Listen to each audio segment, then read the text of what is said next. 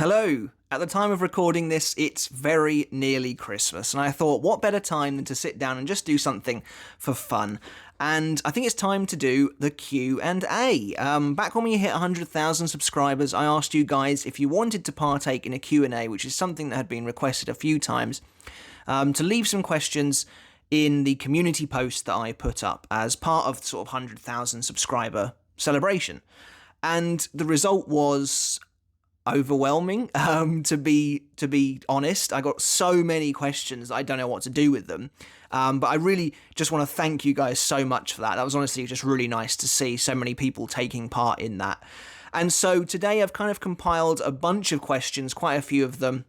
Not every single question is in here, but that just means that we have more ammunition for a potential Q&A too in the future, if that's something anybody wants to see. But if your question's not here, I apologise for that, but just know it probably means it will come up in a future video. But yeah, so we've got quite a few questions, so we probably should just crack on with this. However, before we get started, guys, voting, as I've said before, is still open until December 31st for our 100,000 subscriber character popularity contest, and we've received an exorbitant amount of votes. If you've received a comment reply from me out of the blue from 2 weeks ago, it's because I'm still going through all of the votes we've had so far. I think I've counted about 6,000 votes at this point, which is more than I could have ever hoped to receive. And I just, again, a massive show of gratitude to all of you who have taken part so far. The list is looking really interesting so far. But yeah, if you haven't voted yet, make sure to do that now. Leave your 5 favourite characters anywhere I can see them, and I'll add them to the tallies. And of course, if you're not subscribed yet, make sure to hit that button now, as you're in the best place for Bleach content like this. Well, not quite like this, but every single week. And also, don't forget to give the video a thumbs up as well, because it really does help support the channel and get it more exposure, and it means more Bleach fans like yourselves get to see the videos. And if you want to take that support from me a little step further, we do also have a Patreon for the channel as well now, where you can go there, you can get videos early, and you can also support me there for as little as $1 a month. And as always, all the names up on the screen right now are people doing just that, so a huge thank you to all of you. Right, so I've got the questions here, and this is going to be a pretty chill, laid-back video, just something, you know, pretty easygoing just before Christmas. Now, like I said, there's a lot on here, so we probably should just crack on. You know how I'm not great when it comes to pronunciations. I try my absolute best, but if I butcher some of your names, I really do apologise ahead of time. There wasn't really any criteria when myself and my girlfriend Jade were kind of going through these questions and seeing what might be fun to answer, and there seems to be a pretty nice mix as well, so that's really heartening to see. But so, let's kick things off with a pretty easy one. And before we really kick this video off, guys, I should note that there probably will be spoilers for the 1,000-Year Blood War in here, because people have asked me about my opinions across varying parts of the series, so just be prepared for that. Already we have a name here that I don't think I'm going to pronounce correctly, but Sami Rao, I apologise, asks, are you born the 23rd of April 2304? I'm dying to know. Yes, that is my birthday. That's the big secret behind 2304. It's literally just the 23rd of April. I've used that kind of moniker since, you know, over a decade now. But actually, it always used to just be Tomo2304, and then I added the Mr. on YouTube for, I absolutely no idea. I just decided to for some reason. Animiato asks, what Bleach moment made you go, God damn it, Kubo, the hardest when you first saw it?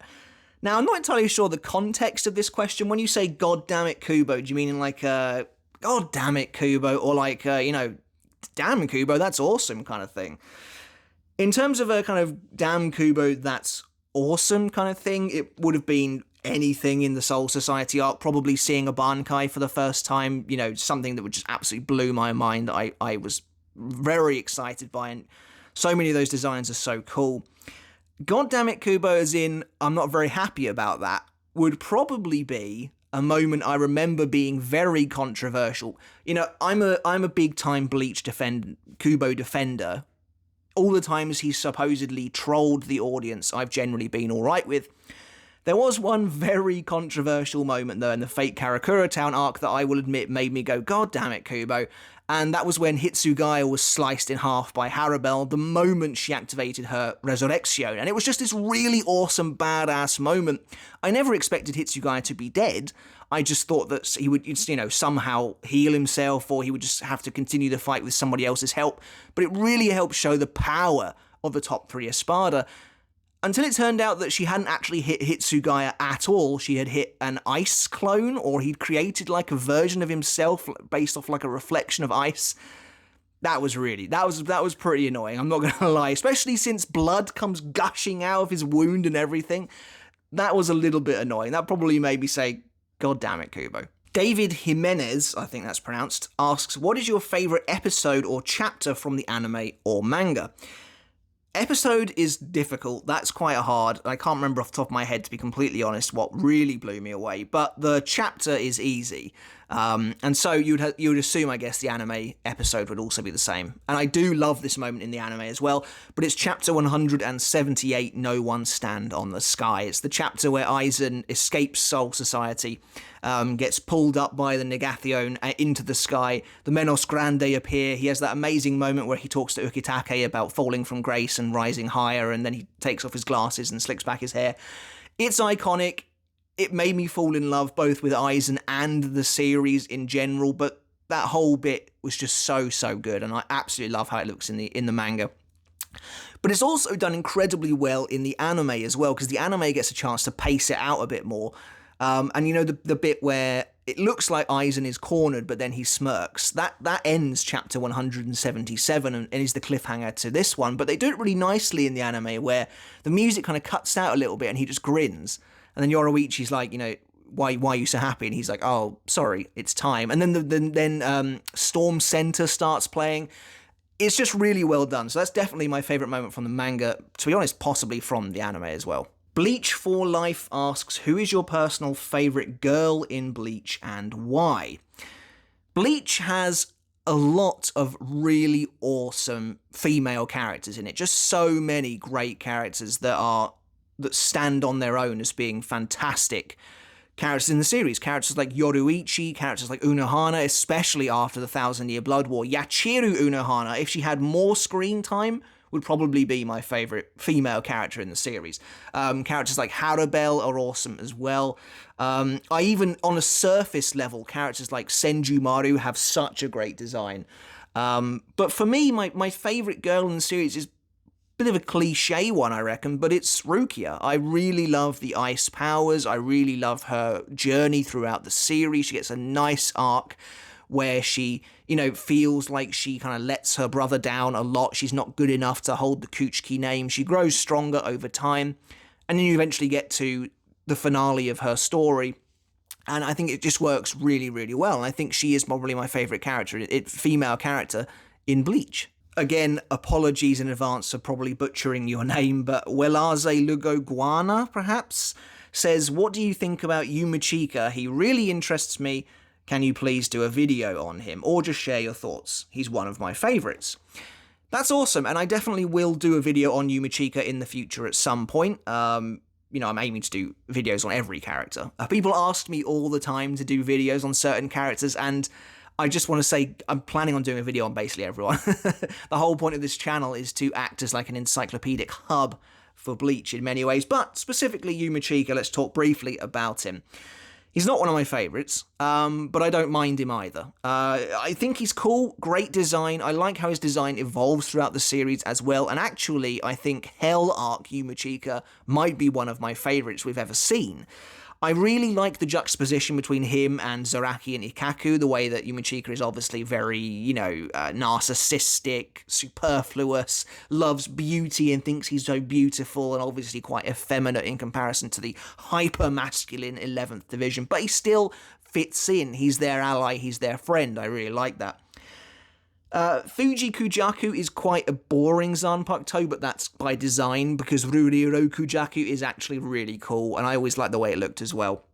And I think his crowning moment against Charlotte Kulhorn is pretty awesome. So overall, I like Yumachika. He doesn't get an awful lot of screen time, especially in comparison to Ikkaku. Ikkaku is generally afforded bigger moments, I would say, overall. But I like the guy nonetheless. Scythe H asks, question, what is your favourite Bleach anime opening song?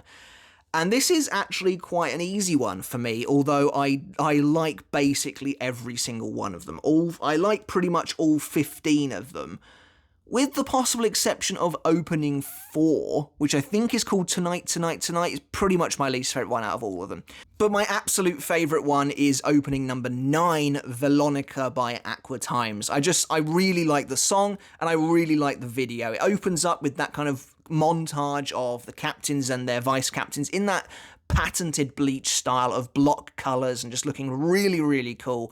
And it's got a great shot of Aizen as well, where he kind of rises his arms around the kind of sea of hollows, and then you get the close-up of him, Gin, and Tosen. I love that bit as well. It kind of covers all bases, because opening 9 was used kind of at the tail end of the Waco Mundo arc, transitioning into the Fate Karakura Town arc, and you get like all the Vizards showing up and stuff. And then I remember loving that opening and being so excited for what opening 10 would bring, because it was going to be the Fate Karakura Town. And I remember being kind of disappointed by opening 10. The video was just so not what I was expecting at all. And then obviously had the filler arc, but then they basically delivered exactly what I wanted from opening 12, which was change. What I was kind of expecting with opening 10. But in retrospect, 10 was basically focused on the Fraction battles, so I don't feel so bad anymore. But opening 9 is my favourite of them all. Kane asks, I'm curious if there was any major casting decision you could have made in Bleach. What would it have been? I.e. have a character die sooner, or a different character take up a captain's slot, etc. For the most part, I'm pretty okay with the decisions Kubo made regarding characters in the series. I think characters that died in mostly the right places. There are a couple, however, that I would change. So first of all, and there will be spoilers, first of all, 1,000 Year Blood War arc, I would not have had Unohana die in the battle against Saraki. I think it was a big waste of potential. The way I would have done it is, there's a loophole there, and I would have had Yachiru Unohana die, the title, but then she just lives out the rest of her life as Retsu with that weight lifted from her shoulders, and would never revert to that version of herself again. It's still a shame, because Yachiru Unohana is awesome, but I think that would have just been so cool, and you can't tell me it wouldn't have been really awesome to see her fight alongside Zaraki in a battle against, I don't know, Gremmy or someone. That would have been brilliant. Regarding, a character taking up a captain's slot, I think I would have loved to come back and take up the slot of the 7th Division captain. Well, I think Komamura kind of earned his place by that point, but I think after Komamura was taken out in the 1,000 Year Blood War, Love should have come back, rather than it go to Iba. Don't get me wrong, I like Iba, but I just think he's done literally nothing. And I know that Love has basically done absolutely nothing as well. The 7th Division kind of lucks out in that regard. But I would have liked to have seen him back. So that's probably what I would have picked for a new captain. JB asks, what is your favourite Kenpachi moment? And I'm going to assume he means Zaraki here. Being pedantic, apologies for that. I just want to address something briefly before we get into this question. There's a bit of a misconception going around, I think, that I hate Kenpachi. It's absolutely not true. I don't hate any Bleach character, to be totally honest with you. There are certainly characters that I like a bit less, or I'm less interested in, but actually I like Zaraki. I think he's pretty awesome. I just think his shtick could have evolved a little bit over time. But actually that's why I think my favourite version of Zaraki is the 1,000 Year Blood War, because he goes through trials and tribulations that actually make his character considerably more interesting. So my favourite Kenpachi moment is the fight he has against Unohana. I think it's so well done for both characters, but particularly Zaraki, especially getting that insight into him as a young boy. I never expected that. When I turned the page and we saw young Zaraki, I was like, wow, I just never thought we'd see child. I don't know why. I just thought Kubo would really keep his origins a total mystery. But seeing him as this feral child who's picked up someone else's Zanpakuto, I loved it. I thought it was so cool. And their whole dynamic was brilliant. And Kenpachi starting to cry when he thought that he would die without ever having defeated Unohana, I thought was a really brilliant moment as well. And so for me, the Thousand Year Blood War arc is where this character really comes into his own. When he arrives in the fight with Gremmy and he says, I am the Kenpachi, I felt that was really good. It held a lot of weight. It felt like he was finally taking that name seriously. I really did enjoy that. And so for me, probably those two moments stand out as peak Kenpachi moments for me. And obviously, if you want some bombast, him destroying the meteor is pretty crazy as well. And actually getting to see Nozarashi for the first time. I think his Bankai, while the Bankai itself is cool, I think the whole reveal is a little bit rushed. So for me, that doesn't really make it up there. Really, it would be that moment of kind of revelation between him and Unohana. Gerance Rambo asks, my only question is, what's your other interest beside Bleach? Do you work or have you gone to school? That's another couple of questions. And does your family support the YouTube grind? So there's quite a few questions in there. And some people have asked similar questions, but we'll kind of get to those because I think there's probably more we can say. So first of all, what's your other interests besides Bleach? My biggest interests beside Bleach is gaming. I love playing games. Mostly single player, but I do enjoy multiplayer games as well from time to time, but it has to really hit me as something I love to play. As some of you have pointed out from some of the paraphernalia behind me, I massively love Overwatch, although I haven't played it for some time now. Right now, my multiplayer game of choice is Halo Infinite. It's actually really, really, really fun. It feels like a real return to form for the series. But my favourite games are single-player games, really engrossing, compelling games that you can really get into.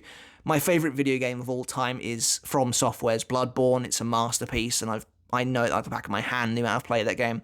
But just the Souls series in general, I adore. But my interests for single-player can swap between hard-hitting, difficult things like Souls games to things like Super Mario Galaxy or Mario 64, that sort of thing as well. To third-person shooters with great campaigns like Gears of War. Gears of War 2 was my favourite game ever for a very long time. So for me, that's my big interest. And I've actually mused the idea of creating a second channel at some point where I basically do what I do here for Bleach, but for games, where I discuss and go in depth and that sort of thing. But I've no idea if there's really any interest in that. But that's my big other kind of passion. Do you work or have you gone to school is another question. So I have had a few jobs in my life.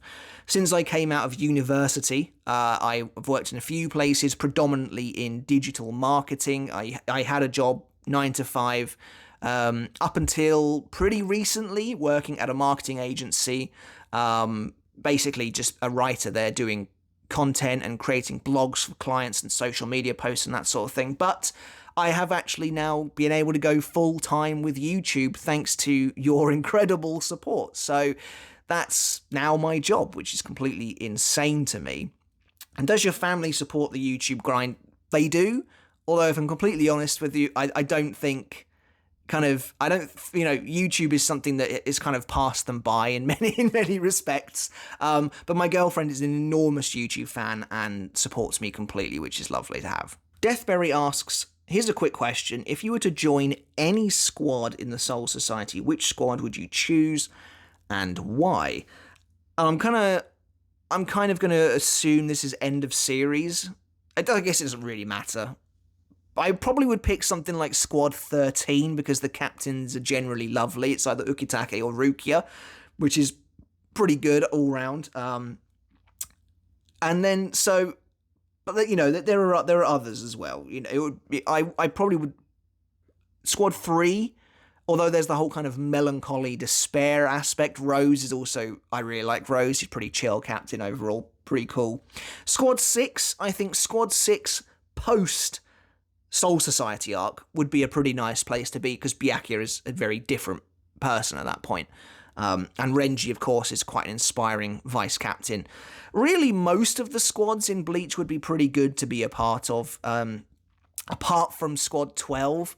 Unless you were an active scientist, like Akon, for example, or Hyosu, you're going to have a pretty bad time of it in Squad 12. So, or Squad 11, you have to be an inherent fighter. I'm not sure that's me, to be honest, so I probably would pick basically any of the others apart from 11 and 12, and also maybe apart from 1, Because even then, Kyoraku's the captain now in one, so that'd be cool.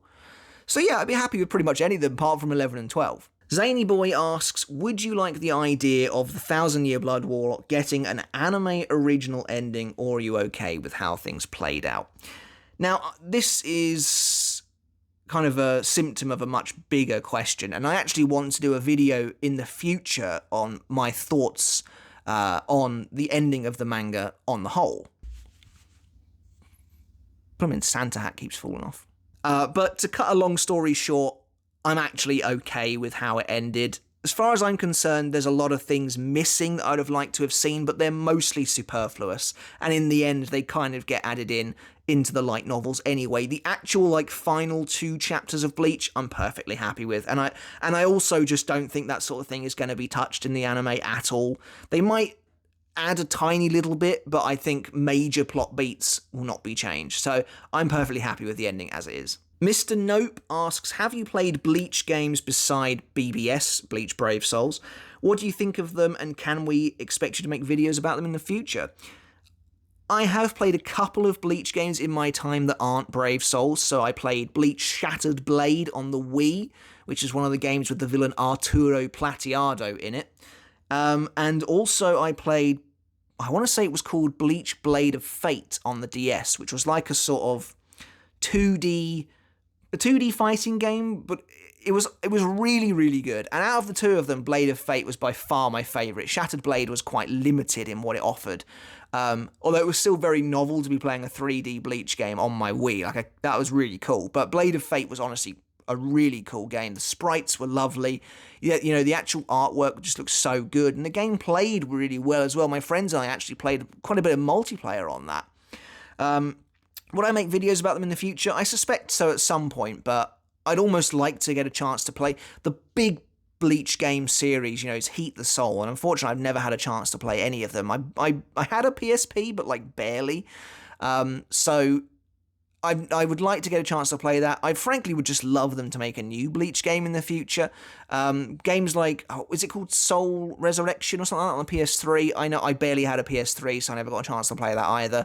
But that's pretty much it outside of Brave Souls and a tiny bit of Immortal Soul as well as Shattered Blade and Blade of Fate. Duncan Slaughter, is that your real surname? Because that's pretty badass.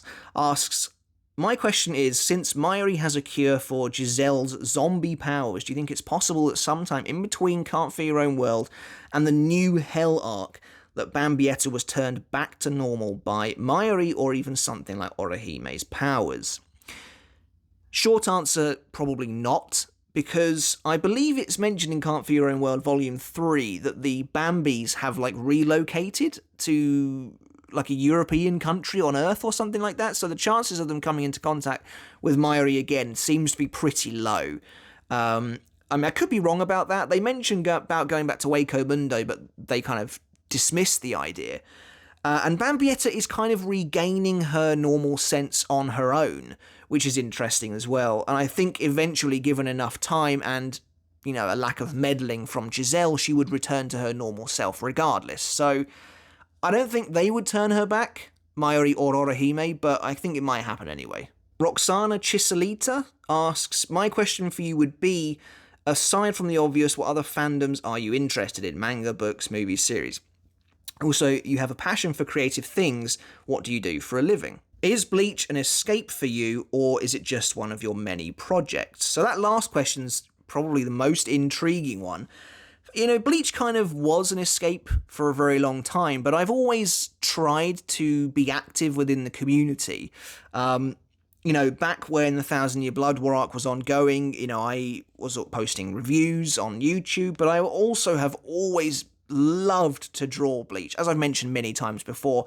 But I also wrote fan fiction for Bleach back in 2012, 2011, 2010, around those sorts of times. Kind of at the tail end of the Urankar arc going into the Lost Agent arc. And then when the series ended in 2016, I kind of transitioned to drawing my own version of events, creating a brand new sequel, and this was in the 2017-2018 period of time.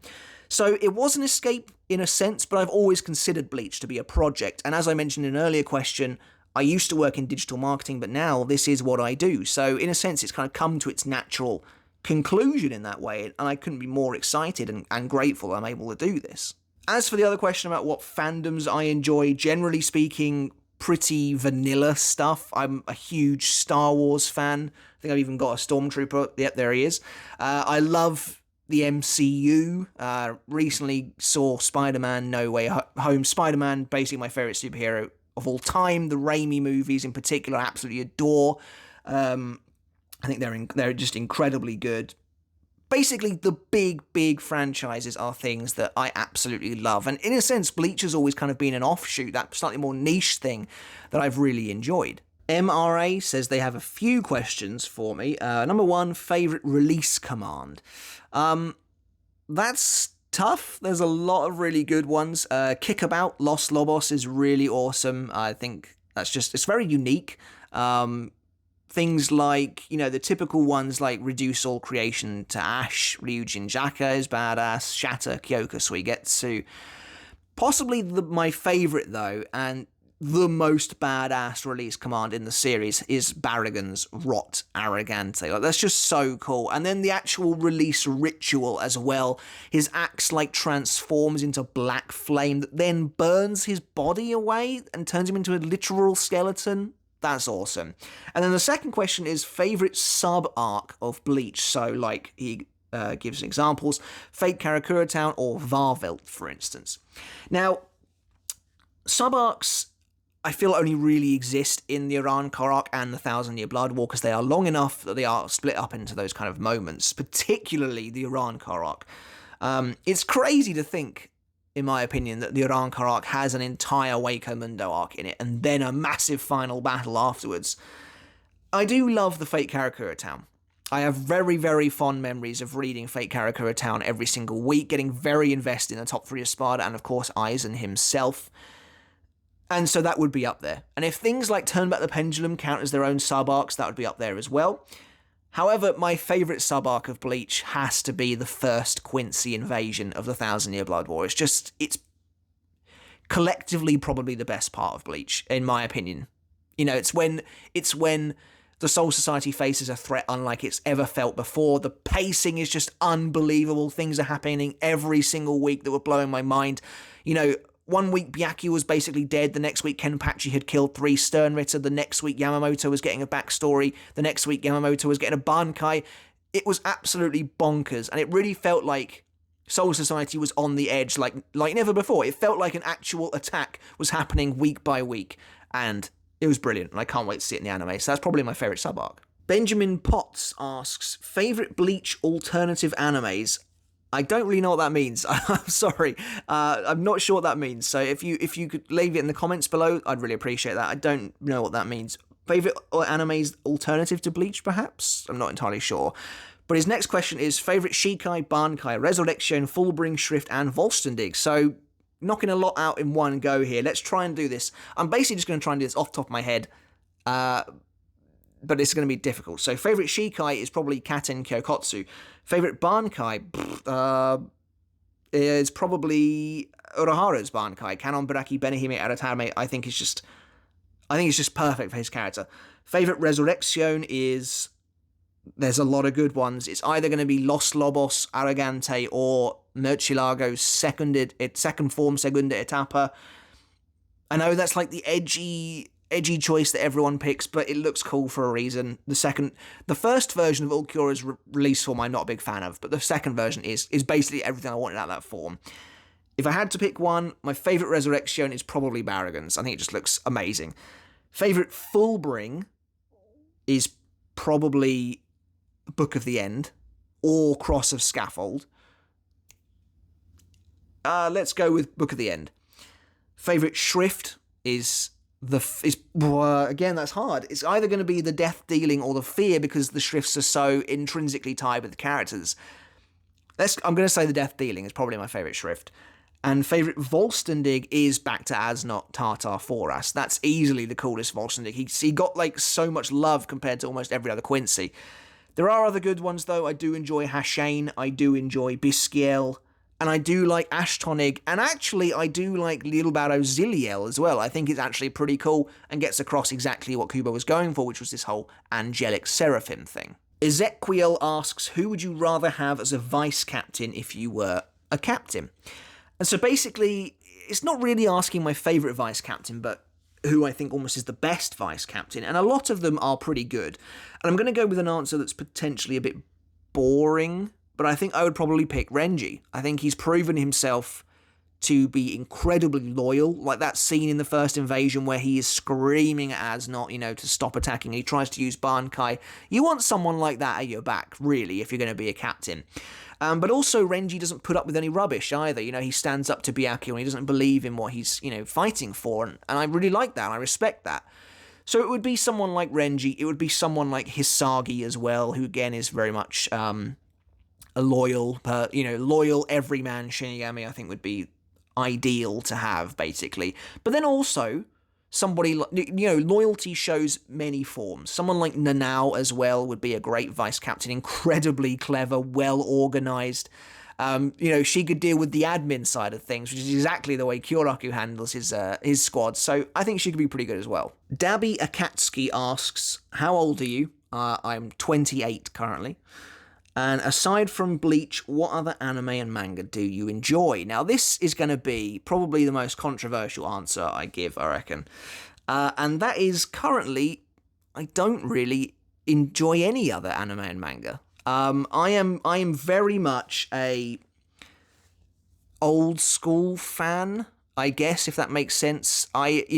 So basically, when I was at university, and I was reading Bleach on the weekly. That was when things like Naruto were coming out, and I was reading and reviewing that. I was reviewing Fairy Tail on the channel as well. That was when the Shonen Big Three were really, really a thing. And so and when I left university, I kind of left a lot of that behind. Bleach was the only thing that really came with me from that era of entertainment, of stuff like that. And so that's, Bleach has been a constant in my life for so very long. It's probably partly why I love it so much. And even beyond the series ending, it stayed with me as that one piece of that time of my life that I really kept with me all along. So many of these new age series I've never read or even seen or anything like that. So most of my anime and manga likes come from back then, things like Full Metal Alchemist, Death Note, and Naruto, that sort of thing from back in the day. So potentially I need to just start reading some new things, maybe, or not, I'm not entirely sure. But most of my anime and manga love comes from that period of time when I was really absorbed in it. In terms of anime, things like Code Geass as well, I really enjoyed. To kind of weirder, smaller anime as well, like the Devil May Cry anime I remember watching even. And yeah, really only Bleach came with me in the end. So that's why I think I love it so much, or at least part of it anyway. Tommy Ivanov asks, have you ever related something very important in your life with a Bleach thing? For example, naming your dog, referencing Bleach publicly, and only you knowing where the reference is from, etc. So this is a good question. Kind of. So in the future, if I ever get a dog, I want to call it Quincy. But perhaps more specifically, there's quite a funny example. So basically, a few friends of mine kind of read Bleach along with me, but the majority of them didn't really. And there's this funny thing that Aizen always used to do when he was giving one of his grandiose speeches, where he would kind of stand there with his hand like that, for no real reason, don't really know why. And we used to have this inside joke where we would call it the God Hand. He was doing the God Hand. And so sometimes if there were pictures taken, we would do Aizen's God Hand. And most of the people, we would have had absolutely no idea what the hell we were doing. And I just remember that really sticking with me. Bleach kind of bleeding over into the real world in a very strange way. Isaac Richard asks, this is my own headcanon and might be a long one, but hear me out, okay? When Yhwach fought Aizen and Ichigo, and the scene where Yhwach stabs Ichigo, which is when Aizen is using Kyokusui gets, Yhwach couldn't see it with a Soul King Reishi Amped Almighty. Do you think that A, Kyoka Suigetsu is that strong at illusions, or B, Aizen's Reishi nullified the Almighty? Or is it something else entirely? That's a good question. I want to do a video on the final battle in general, because it's definitely a bit of a weird one, but I actually think the answer is simpler than any of that. I don't think it really comes down to Reishi or the power of Kyoka Suigetsu. I think it's just that Aizen had Yhwach under his spell for ages. I think Aizen put Yhwach under his spell back when they first met in like chapter 511 or whatever it is, when Yamamoto is killed. And Yhwach even mentions that Aizen has messed with his perception. So I think that from that point on, he's under his spell. It doesn't matter because he gets the Almighty and can see all futures, but he's already under Kyoka Suigetsu's spell at that point. So Aizen just has to use it on him, and he'll see whatever he wants him to see. That's basically what I think is the answer. Call Me Mocha says, if you could give a lieutenant who didn't have a Bankai one, who would it be and why? Probably Izuru, because I think he would be... I think a Bankai for Wabisuke would be really interesting, and Kubo even alluded to giving him one at one point, I think in an interview or something like that, and obviously it just never panned out, and instead Izuru just got basically killed off. But, you know, now that he's back and has a badass new hoodie, I think Izuru would just be a really cool one to see. I like his whole despair theme, and I think a Bankai would translate to be something really creepy. Saylenter asked quite a few questions, so again, we'll try and smash through these. If a video game dedicated to Bleach were to be developed, what would be your preference on how it looks and plays? Dark Souls. Bleach Dark Souls, I would absolutely love it, and I would lose probably hundreds of hours to it. I think that's how it should play, and I think it can look, you know, kind of cel-shaded anime style, something like that. Had there been any point in your Bleach life that you thought of quitting the series entirely? If so, what made you come back again? No, is the short answer. I've never thought of quitting the series entirely. And a lot of the time, I never really understood people who did. Bleach has never annoyed me that much, so it's really simple as that. Yeah. Did Bleach inspire you to draw, or was it the other way around? That's a good question, and Bleach didn't inspire me to begin drawing. I've always loved drawing, like from way back in the day. I used to draw like tons of like Yu-Gi-Oh characters, because that's another anime that I adore, is the original series of Yu-Gi-Oh. I think it's so dark and just so cool. But really finding Bleach and learning to emulate Kubo's style as best I can just blew the gates wide open as far as me wanting to draw. So that was a big one for me. Jasmine P asks again, what are your favourite Bleach opening and ending songs this time? Again, opening we've covered already is opening 9. Ending songs, however, there are a few that I really like, and they all kind of cluster together. I really, really like ending 24, I think it is, which is Echoes. I think the art style is beautiful, but the song is really good as well. 25, and I honestly, apart from Echoes, I basically can't remember the names of any of them. 25 I think I like as well. 23 I think is the one where they're all dressed up in like New York. I like that one as well.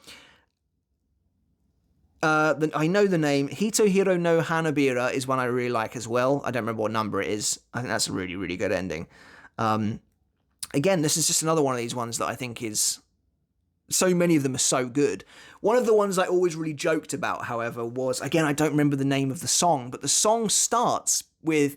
Happy people. And I just remember it being such a funny thing where like you would end an episode on some really dour, you know, horrible, suspenseful cliffhanger. Someone's just been stabbed or something, and it goes to be continued, and then the music's just like happy people. I always thought that was really funny.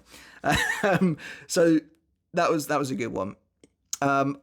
Another ending I really, really loved. I can't remember what number it is. I want to say 20. But it was the ending for the Zanpakuto Rebellion arc. Absolutely one of my favourites as well. I think it's so funky, it's just so good, such a good song. That's definitely up there as well. Matthew Rosales asks, what was the chapter or story arc that made you fall in love with Bleach, or was it any specific character? We kind of talked about this right at the start, but I enjoyed Bleach basically from the moment I started reading and watching it. I actually started with the anime and basically watched all the way up until the point where the anime ended, and then started reading the manga once I discovered that was a thing. But really what locked me in as a fan, what made me realise I loved the series was Aizen's reveal, was the whole reveal that he was actually a villain. And I just thought that was so cool. I thought it was really, really good. And his whole escape was just brilliant. And that really just completely, I knew I was locked in at that point. Emmanuel Jose asks, which is your favourite arc from Bleach? And again, this is a video, I think, in the future that we will do. And I always struggle with this. And I think I just have to say the 1,000-Year Blood War arc. And I don't even think it's the best arc in the series. I think objectively the best arc, the best written arc is the Soul Society arc. But 1,000-Year Blood War, and I've always said this, is Bleach at its most ambitious, its most wild and crazy and tropey. And if you love the tropes of Bleach already, you will love the 1,000-Year Blood War arc. I think it's just so good in that regard. And it's just, the stakes are high, everything is crazy, and I really enjoyed that. It was basically what I wanted from the series for a very long time. Real serious, dangerous villains, a huge number of these guys. I loved it. Seeing all the worlds come together as well. There could have been more done, but what we got is probably my favourite thing. Azure Star asks, what's your favourite form of Ichigo and why? My favourite is Bankai Fullbring. That's a great form of Ichigo and is close to mine. My favourite is actually Fullbring Shikai Ichigo. I think he just looks perfect, to be honest. I think it's based... The sword looks amazing. I like the little armour around his neck, around his wrists and his legs and his chest. It's not too much. I think in the 1,000-Year Blood War arc, we started to veer on it being too much. Although I did like the tattered, almost Captain's Haori around his waist. But yeah, for me, Shikai Fullbring is probably Ichigo's best look. Although I will say, of course, Final Getsuga Tensho, Mugetsu Ichigo is sublime. The crazed, hollow, instinctual version from his fight with Ulquiorra is also amazing as well. Generally speaking, Kubo knocks it out of the park with Ichigo forms. Heather Blau asks, how old are you? Where did you go to university? What did you get your degree in? So I mentioned earlier that I'm 28. I went to the University of Brighton here in the UK, and the degree I got was English Literature and Language. I've always loved storytelling and writing. It's been one of my absolute biggest passions my entire life. And so that was kind of a natural fit for me. Mr. Matco says, on Twitter, I saw some of the art you did. Is there an account or page dedicated to just your art? And if not, would you consider making one? So yes, there is my DeviantArt profile, which admittedly I haven't uploaded to in a while now, is probably the place I would suggest going to. That's where I uploaded for years, throughout the 1,000-Year Blood War arc and beyond the end of Bleach is where I put everything that I was working on. So that's really my go-to place. Lucas Gann asks, in the Aizen vs Gotei 13 fight before he faces Yamamoto, do you think Aizen could have beaten them without using Kyoka Suigetsu? And the answer is yes, because he has the Hogyoku fused with him at that point, so he's basically unstoppable. And you would have to be a transcendent being to kind of get anywhere near him, which is the only reason Ichigo gets him to where he does. So yeah, I think he probably could have beaten them without using it. I think Aizen basically just uses Kyoka Suigetsu to throw off Hitsugaya and to make Hitsugaya lose his mind. That's the main reason he uses it, and it creates a chain effect that beats everyone else. But I think Aizen, admittedly self-proclaimed, but I think we've seen the evidence that he's a master of all the Shinigami arts, and with the Hogyoku, I think he would be basically unstoppable. This is a fun one. Ape Sassin says, what is the most underwhelming moment of Bleach for you while you were reading it initially? For me, it was Aranyero's defeat. Rukia won that only because of plot armor. Well, I do agree, that is true. I'd never found that to be that underwhelming. I quite like that defeat. I think it caps off a very good fight overall. For me, there's a couple of moments. There are a couple of moments, and they actually happen quite close together. And I made the mistake of getting way too invested in the Sternritter before they'd even done anything. I just thought their designs were so good, and I was so excited to see more of Bleach's new faction of bad guys. So I was extremely upset when Hitsugaya defeated Kangdu in a single chapter. I was absolutely gutted when that happened, because Kangdu looked so cool as well. And, fair enough. Kubo clearly never had any grand plans for the guy. It's my fault. I let myself get too hyped to see him do something good. I just remember thinking it was so contrived that the exact moment Kangdu shows up to fight Hitsugaya with his own Bankai is the exact moment Urahara has learned how to restore Bankai to the captains. It just really annoyed me. And the second one is, again, quite similar, and it is when Rukia is fighting Asnot and just completely demolishes him. It's when she uses her true powers of Sode no Shirayuki to just completely no-sell the fear. I hated it. I hated it. And I think the video is still on here. I just absolutely just rage about it. I was really unhappy. Because Az made such an impression in the first invasion, and the fear got a massive nerf as far as I'm concerned in that fight with Rukia. But Kubo did kind of make up for it, where Az had his Volston dig, and actually I do quite like that fight now. But actually, I just want to keep answering it, because I really like this question. Another big moment for me that was so underwhelming when I first read it was the first appearance of Gein's Bankai. That's probably the one that really stands out to me as being a big disappointment, but one that was retroactively really fixed as the story went on. And I realised that I had probably jumped the gun with my disappointment a bit. But, reading it weekly, I was like, is this really it? Like, I was so excited for Gein's Bankai, and it was just a longer sword, and I was like, this can't be it. And I remember that was one of the only times I really questioned Kubo. I was like, you can't just do that.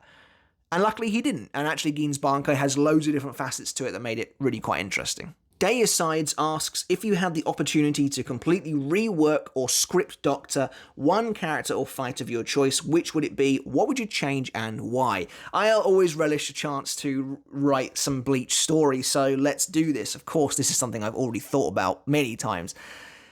I like a lot of Bleach fights, but I think there is one area in particular that could retroactively fix 3 things you can make, and that fight is basically all of Stark's fight. And you can solve a number of problems here. You can show 2 Bankai that were never seen, Love and Ukitake, and you can also make it so that Stark comes across as a lot more powerful than he actually did. So, obviously, the fight can begin exactly as it does. Kyoraku can take the lead, he can battle Stark until Stark activates his Resurrection, at which point Ukitake arrives. Ukitake at this point demonstrates that Sogyo no Kotowari is much better suited to fighting Stark than Katen Kyokotsu is, and he's reflecting his Sero's left, right and centre. Here is where the first crucial change happens. When Wonder Weiss arrives, he takes out Kyoraku instead of Ukitake. As a huge Kyoraku fan, it hurts me to do that, but since we're doing this retroactively, we know that Kyoraku is going to get a lot of good moments in the 1,000-Year Blood War arc anyway, so this is okay. Kyoraku goes down, Ukitake gets shot in the back by Stark, and then Stark takes on Love and Rose. Here, you actually reveal Love's Bankai, because you know that Rose will get his in the 1,000-Year Blood War arc anyway, and Stark pretty handily defeats him. So now you really see how powerful Stark is. The first Espada has just taken out a Bankai Visored pretty easily. And then, of course, Ukitake rises to finish the job. This solves a number of problems. Ukitake can then use his Bankai against Stark and kill him, giving Ukitake that shining moment in the sun he really deserved, while also making Stark look a lot more powerful than he was. And Kyoraku doesn't even really lose out either, because he gets to show off what he does in the next arc, in the next big arc anyway, so that's the main one for me. The Samurai says, my question is, what Bleach moment made you excited to start a channel to talk about it? It's the first invasion. If you go back to my reviews, you will see that my first chapter review, I think, off the top of my head, was 496, which is when the Bankai was stolen. And at this point, I was like, I've got to talk to somebody about this. It coincided with the fact that I had moved to the university for about 3 to 6 months at that point. And I didn't really know anyone who liked Bleach, and I just had to talk about what was going on because the first invasion was just so crazy. So that was what kickstarted YouTube for me. Deluxe10 says, what do you think about Urahara being the final villain of Bleach? Maybe he actually shared the same vision as Aizen, but had another master plan to change the world, or his objective was entirely different. My opinion on this is pretty clear-cut. I don't think that Kisuke would ever be the final villain. I don't think he is in really any way a villain. And the reason for that is quite simple. He is supposed to be Aizen, but on the side of good. They're very similar characters, and that's done on purpose.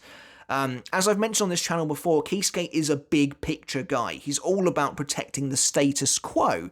Now that means his morality is a little bit questionable when you look at the smaller scale things, how he handles interactions with people, how he uses people a little bit like pawns in a much bigger game of chess. Admittedly, he does use Rukia to keep the Hogyoku away from Aizen, but he does so with good intentions in mind.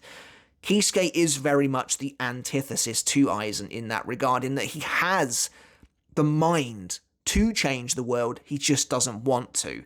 And so for me, Kisuke would never take up that mantle of final villain. I just think he's firmly on the side of good, even if sometimes his methods and actions are a little questionable. He does everything for the sake of the Soul Society. Lewis asks, I know you focus mostly on the manga, but would you ever do a video about The Bounce? I know it's not a popular arc, but I did enjoy a good deal of it. And actually, this comes up more than you might think, and yes, the answer is I will do a video on The Bounce, just at some point in the future. Varsoon HKS asks, the soundtrack to Bleach feels so important to its identity, but I hardly ever hear people talk about it. What are your thoughts on the soundtrack? Have you ever listened to the Bleach Beat Collection CDs? So this is a great question, and it's a video I'm gonna make in the future because Varsoon is absolutely correct. The identity of Bleach is intrinsically tied into its music, and the OST is brilliant. Back in the day when I was writing my fan fiction or drawing my fan comics, I would be playing music I felt should be played in scenes that I was doing, and I love so many of these tracks, from the movie soundtracks like Fade to Black, for instance. So I remember having track 1 was a different version of Invasion that played at the start of Fate Karakura Town, like slow-paced, ominous, it was so good. And then track 2, I think, immediately transitions into something about the royal family, or something like that. It was very kind of upbeat, or maybe that was the Diamond Dust Rebellion OST. There was something about the King's Seal, so that must be DDR. But the soundtrack, the point I'm trying to make is the soundtracks are so varied and so good from so many different perspectives. Guitar 3, one of my favourite soundtracks in the series. Some of the, I want to say like 5th anniversary tracks that were never released are some of my favourites as well. I'm not entirely sure, but there's just so much good music in Bleach that's brilliant. My absolute favourite track in the series, I may have been asked this already, I haven't got to the question yet, is Nightmare. And I think that and I've said this before, I think I even commented it on one of the videos on YouTube, I think that should play when Rukia activates her Bankai for the first time. I think that would be perfect. It's the same track that plays with the guitar riff that goes when Zumari dies, and it's perfect. I think it's perfect for that scene. That's my favourite track in the series. As for the Bleach Beat Collection CDs, I've not listened to the physical versions of those. I've never owned them, unfortunately. But regardless, the soundtrack is just so good. You know, even now, as I'm talking, more songs are coming to mind. Tracks like Showdown, Turn the Tables from Memories of Nobody OST. There's so much here to love, and the soundtrack is a huge part of what makes Bleach, the anime, so special. Super Schoolboy 21 asks, my question is, how did you get into Bleach? When did you first start reading and or watching it? And actually, I was introduced to Bleach by an ex-girlfriend of mine back in about 2007, and she was a huge fan of the series and then drifted away from it considerably, and it ended up meaning so much more to me as something that was just mine. And so I watched it from the beginning in 2000 when I was started up in 2007, and by the time I'd caught up, the anime was around the Rukia Aroniero fight, and the manga was kind of just before the Zaraki Noitara fight. So that was when I started reading it on the weekly. So, you know, I read everything like Fate Karakura Town weekly, all throughout school, then all throughout university, until the series eventually ended. Unknown asks, if you could bring one character back to life from Bleach, who would it be? Asking Naklavar, there's no question about it. I mean, I don't think he should have died in the first place, to be honest. But the moment he kind of revealed that he was quite twisted, I was like, he's probably going to die. But, you know, there are loads of characters I would like to see come back, but I think bringing characters back like Ulquiorra would maybe be doing them a disservice, because I just think that his arc wrapped up very nicely. It would feel quite fan-servicey, whereas Askin never really had an arc, such as the Curse of Many Stereotypes, so I just like to see him back doing his thing. Rob Wilson says, do you think Yuha Bark has Shinigami and Hollow abilities that he chose to never use or develop? The other candidates for Soul King replacement, Ichigo, Ginjo, Hikone, to my knowledge, all have an amalgamation of powers, but I don't think Yuha Bark ever showed anything other than Quincy abilities. No, I don't. I think he was just purely a Quincy, but with a direct connection, a blood connection to the Soul King, or as close to blood as he could really get. Ichigo, Ginjo, Hikone are all amalgamations of the different races, but Yuha Bark has descended from the Soul King himself, which is why he can take up the mantle.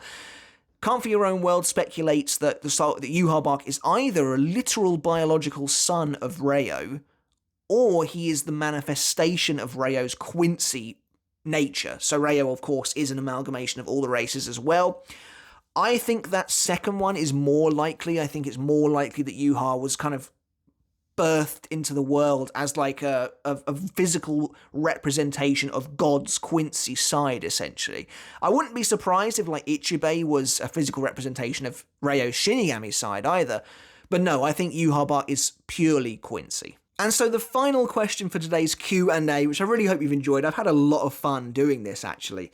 And it's been going on for ages now, so I think we should probably wrap this up, is from Legend Man, who says, if you could have Aizen interact with one person from Bleach that he hasn't interacted with, this could include filler, who would it be and why?